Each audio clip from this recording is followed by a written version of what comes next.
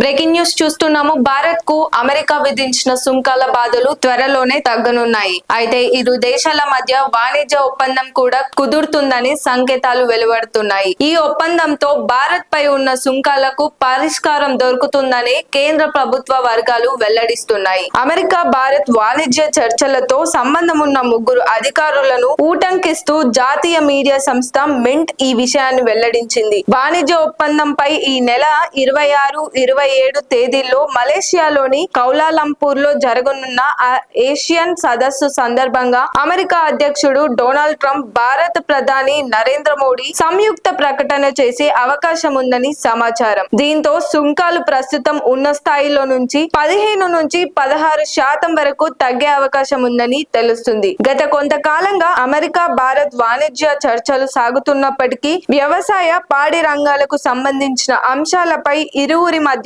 విభేదాలు తలెత్తాయి. America Russia నుంచి చమురు కొనుగోళ్లు నిలిపివేయాలని భారత్ పై ఒత్తిడి చేస్తున్న వేళ అధిక సుంకాలతో భారత్ పై ఒత్తిడి పెంచింది. అయితే తాజాగా ఇరు వర్గాలు కొంతమేర తగ్గిన వైఖరి అవలంబించడంతో చర్చలు తుది దశకు చేరుకున్నాయని తెలుస్తుంది. ఇరువురి మధ్య ఈ సర్దుబాటు వాణిజ్య సంబంధాలను బలోపేతం చేయడంతో పాటు సుంకాల భారాన్ని తగ్గించనున్నదని అధికార వర్గాలు ఆశాభావం వ్యక్తం చేస్తున్నాయి. మరిన్ని అప్డేట్స్ కోసం చూస్తూనే ఉండండి RLR టీవీ. వీడియో నచ్చితే లైక్ చేయండి, షేర్ చేయండి, సబ్స్క్రైబ్ చేయండి.